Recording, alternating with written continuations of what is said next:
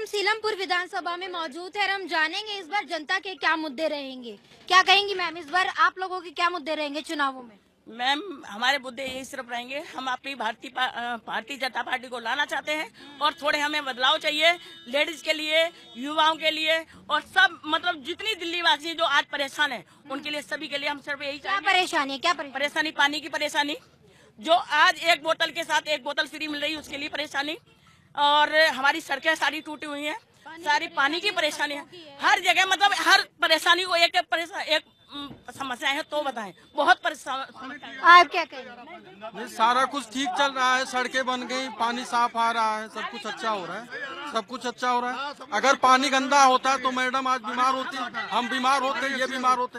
पानी स्वच्छ आ रहा है, दोनों टाइम पानी आ रहा है, और क्या चाहिए? क्या कह रहे हैं? 3 महीने हॉस्पिटल में रह के आए ये पानी पीने के बाद, क्योंकि बुखार होने के बाद। लेकिन आम आदमी पार्टी तो कह रही है कि महिलाओं के लिए बहुत काम नहीं, बिल्कुल कोई भी काम नहीं किया है। महिलाओं के लिए पिंक ठेका खोला है, इतना ही क्या और क्या किया महिलाओं के लिए? क्या कह रहे हैं? महिलाओं के लिए अभी आज कल ऐलान हुआ, सब महिलाओं को 2100 रूपए हर महीने मिलेंगे। केजरीवाल जी ने कल ऐलान किया, सम्मान योजना, महिलाओं को सम्मान मिलेगा। लेकिन महिलाएं तो यहाँ आप फ्री में बांटोगे क्या? दिल्ली में सैलरी देने को पैसा नहीं है, एमसीडी में पैसा नहीं दे रहे, एमसीडी में तनख्वाह नहीं मिल रही, सड़कें टूटी पड़ी है पूरी दिल्ली की। हाँ, कूड़े के ढेर लगे अपने दिल्ली के चारों तरफ। कह रहे हैं महिलाओं को इन्होंने फ्री सम्मान दिया। आप अरविंद केजरीवाल जी ने जो फ्री स्कीम दी, जब बसों में महिलाएं चढ़ती हैं तो वही मार्शल जो आम आदमी पार्टी के कार्यकर्ता हैं और उनको मार्शल के रूप में लगा दिया, कहते फ्री वाली आ गई, फ्री वाली आ गई। तो महिलाओं का सम्मान है, अपमान है? और महिलाओं के लिए आप बताइए कि आप अगर आज बात करें तो दिल्ली के अंदर केजरीवाल जी हमेशा सिर्फ झूठ बोलने के अलावा कुछ नहीं करते। जमुना, जो कि आस्था का विषय है, जमुना जी गंदी है, पानी पीने का गंदा मिल रहा है। आज आप किसी मेडिकल स्टोर पे जाइए, हॉस्पिटल में जाइए, 80% लोग पेट की बीमारियों से ग्रसित मिलेंगे आपको। आज बिजली के बिल की बात करते हैं। आम आदमी पार्टी कह रही है अगर बीजेपी जीतती है तो किसे चेहरा बनाएगी? चेहरा तो है नहीं बीजेपी के पास, इसका क्या जवाब है? देखिए, भारतीय जनता पार्टी में जो सबसे काबिल विधायक होंगे, भारतीय जनता पार्टी के आला कमान तय करेंगे, विधायक तय करेंगे, जनता तय करेगी और वो सीएम बनेंगे। यहाँ पे थोपा नहीं जाता। केजरीवाल जी की तरह तानाशाही नहीं है। लोकतंत्र को भारतीय जनता पार्टी मानती है। संयोजक भी केजरीवाल जी हैं राष्ट्रीय पार्टी के, मुख्यमंत्री भी उनको ही बनना है और डमी बना दिया आतिशी जी को। तो सिर्फ और सिर्फ उनका काम तानाशाही करना है। भारतीय जनता पार्टी लोकतंत्र और लोकतांत्रिक तरीके में विश्वास करती है। क्या जवाब है आपका? सबका मेरा सवाल के साथ साथ एक जवाब है माननीय प्रधानमंत्री जी से कि सबका साथ, सबका विकास, सबका विश्वास। मुसलमानों को कब विश्वास मिलेगी ये पार्टी? अगर मुसलमानों को विश्वास में ले ले तो आधी आम आदमी पार्टी की मुस्लिम जनता बीजेपी के साथ आ जाएगी। लेकिन सर, जो सुविधाएं होती है, सरकारी योजनाएं होती है, वो तो सबको बराबर मिलेगी। सबके प्रधानमंत्री हैं, इस देश के प्रधानमंत्री हैं, हमारे प्रधानमंत्री। हमने ये कहा कि सब मुसलमान को, अगर प्रधानमंत्री विश्वास की सारी बातें हम सब मुसलमानों को विश्वास में ले लें तो आम आदमी पार्टी की आधी मुस्लिम जनता। क्या विश्वास चाहिए? क्या विश्वास चाहिए? आज जो असविश्वास चल रहा है हम दोनों के बीच में, मुस्लिम के बीच में, हिंदू के बीच में, ये सबको विश्वास में एक बार प्रधानमंत्री ये बोलते हैं, एक मिनट, एक बार प्रधानमंत्री मोदी ये बोलते हैं मेरी जनता, हिंदू मुस्लिम जितने भी ये झगड़े होते हैं छोटे मोटे, इनको विश्वास में लेने की जरूरत है। प्रधानमंत्री जी से कोई खफा नहीं है। प्रधानमंत्री सबसे अच्छे प्रधानमंत्री हैं। हमारे देश के प्रधानमंत्री आज पूरी दुनिया के अंदर जाने पहचान जा रहे हैं। लेकिन हमारे देश की जनता सिर्फ फेवर में नहीं आ रही। बाहर मुसलमानों की 52 कंट्री है, सब लोग क्या कह रहे हैं? देखिए, बात का क्या जवाब? भाई साहब ने कहा कि हिंदू मुसलमान में भेदभाव हो रहा है, सत्यता कुछ और है। आप देखिए, राजनीतिक रूप से इन्होंने कहा और व्यक्तिगत रूप से मुस्लिम भाइयों में हिंदू भाई और मेरे बहुत अच्छे मित्र हैं और हम साथ बैठते हैं, साथ उठते हैं, साथ घूमते हैं। तो यही मोदी जी कहते हैं, सबका साथ, सबका विकास, सबका विश्वास। चलिए युवाओं से पूछ लेते हैं। एक युवा स्टूडेंट यहाँ पे दिख रहा है, क्या नाम है आपका? मेरा नाम गर्वित है। गर्वित, क्या कहना चाहेंगे? क्या मुद्दे आपके? अपनी पॉइंट ऑफ व्यू रखिए। हम ये कहना चाहते हैं कि कभी आप पढ़ाई की तरफ भी देखिए कि कितना मुश्किल होता है पढ़ना आजकल के टाइम में, कि हर बार पेपर लीक हो जाता है, कभी पेपर पोस्टपोन हो जाता है, कभी क्लासेस नहीं होती पोल्यूशन की वजह से, तो फिर हम क्या कर सकते हैं इसमें। पॉल्यूशन एक स्टूडेंट्स के लिए बड़ा मुद्दा है, आप क्या कहेंगे? जो कुछ भी है, जो एजुकेशन सिस्टम है वो आजकल इतना महंगा हो चुका है कि जो आदमी एक नॉर्मल पीपल जो एक पढ़ना चाहते हैं वो नहीं पढ़ पाते हैं। जो उनकी फाइनेंशियल कंडीशन नहीं है कई तरीके से, कुछ उनको ऐसा एनवायरनमेंट नहीं मिल पाता कि वो जो नहीं पढ़ पाते हैं, तो उसके लिए क्या किया जाए? उसके लिए सर तो पॉल्यूशन को लेकर क्या कहेंगे? बहुत बड़ा मुद्दा है दिल्ली में। हाँ, पॉल्यूशन यकीनन बहुत बड़ा मुद्दा है और ये दिल्ली में नहीं मानने की जो सारी बातें मानी जाएंगी। पॉल्यूशन एक मुद्दा है, कई चीज पानी का भी मुद्दा आता है, साफ सफाई का मुद्दा आता है, ऐसा नहीं है कि मुद्दे नहीं है।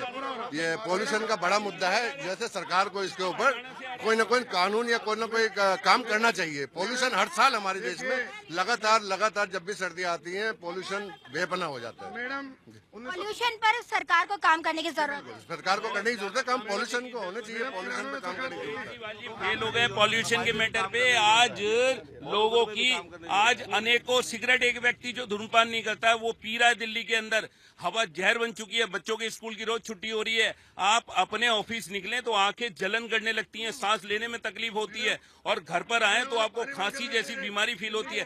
केजरीवाल जी ने पहले खुद खांसते थे, अब पूरी दिल्ली को खांसने पे मजबूर कर दिया उन्होंने। पहले कहते थे कि भैया पंजाब में हमारी सरकार नहीं है, आज पंजाब में उनकी सरकार है। अब ये कह रहे हैं हरियाणा से आ रहा है, कुछ दिनों में कुछ और कहेंगे। इनके बयान बदलना, इनका सिर्फ जनता को झूठ बोलना, लेकिन इनका झूठ अब खत्म हो चुका है। इनके पास सच जो था सच है ही नहीं इनके पास। आप क्या कहेंगे इस विधानसभा में क्या मुद्दे लेकर चले? मैडम यहाँ पे आपसे थोड़ी, इसी विधानसभा में एशिया की सबसे बड़ी कुष्ठ बस्ती है, जिसमें 13 साल हो गए हैं आम आदमी को, अभी तक कोई सुविधा वहां नहीं पहुंची। आज भी कुष्ठ रोगी फुटपाथ पे सोता है, ना उसके पास बिस्तर है, ना घर है, और 100 क्वार्टर बने हुए रखे हुए हैं, लेकिन अभी तक उनको अलॉट नहीं हुआ है। जो बेचारे फुटपाथ पे रहते हैं, मरीज हैं, विकलांग है, और ये दर्द आज से नहीं 13 साल से है, और उनको सेवा से विलंबित रखा गया है। ना आयुष्मान कार्ड यहाँ लागू हुआ दिल्ली में, उससे वंचित रखा गया है। जिनको डेली उनको हेल्थ से इश्यू प्रॉब्लम होती रहती है, लेकिन उनसे वंचित रखा गया।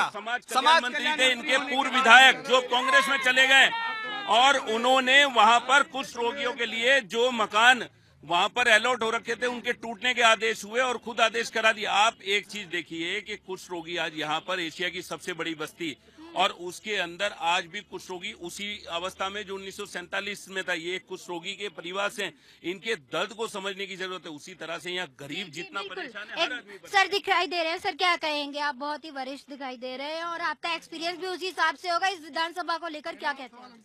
जी, इस विधानसभा में मुद्दों की कोई कमी नहीं है मैडम। अभी जो इन भाई ने बात रखी कुष्ठ रोगियों वाली, वहाँ पे कोई सुविधा इस सरकार ने नहीं दी है।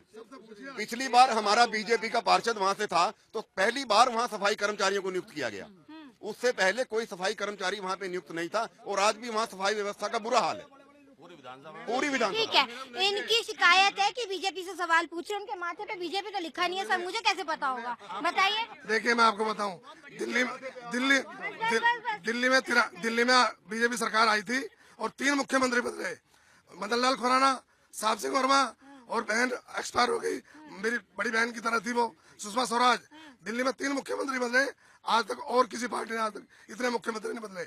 ऐसा दिल्ली की जनता नहीं कभी चाहेगी। मुद्दे बताइए। ये है कि यहाँ पर 15 साल दिगान ने जो है लूटा है, यहाँ की पब्लिक को खोला है, लूटा है, और उसके बाद दिघान ने लूटने के बाद राजेंद्र पाल गौतम को लग गया कि मैं यहाँ से जीत नहीं सकता। उसने जितना लूटा, और उसके बाद जो है वो छोड़ के भाग गया, सीट छोड़ के भाग गया, और आज जो है आज वो सीट छोड़ के भाग गया। क्या मुद्दे इस विधानसभा? इनको जानकारी नहीं है, ये सब अनजान लोग हैं। वीर सिंह दिघान ने यहाँ पर कैंसर हॉस्पिटल बनाया। सुनो कैंसर हॉस्पिटल यहाँ पर वीर सिंह दिघान की देन है। Rajiv Gandhi super specialist hospital ये दिघान साहब की देन है। ईबास हॉस्पिटल पूरा जो बनवाया वो वीर सिंह दिघान की देन है पूरे। सर आप कुछ कह रहे थे, मैडम मैं यही कह रहा था कि पार्टी मैटर नहीं रखती हमारे देश में। हमारे देश के आज जो जरूरतें हैं एजुकेशन को लेके, मेडिकल को लेके, ये ज्यादा से ज्यादा अच्छी होती रहे और ज्यादा हम लोगों को फैसिलिटी मिलती रहे। हमारा मानना तो ये है जो भी सरकार आए वो अपने ब्लॉक के लिए, अपनी सरकार के, अपने इलाके के लिए काम करें। तो यहाँ पर हम सीलमपुर विधानसभा दिलशाद कॉलोनी में मौजूद थे और यहाँ पर हमने जनता से राय ली। जनता ने सभी अपने अपने मुद्दे रखे और आधे लोगों का मानना है कि आम आदमी पार्टी आनी चाहिए और आधे लोगों ने कहा कि बीजेपी आनी चाहिए। यहाँ पर हमने देखा। अब आज अभी इतना ही। सिर्फ मैं प्रार्थना शर्मा, वीडियो जर्नलिस्ट गोपाल के साथ जी भारत। जी भारत।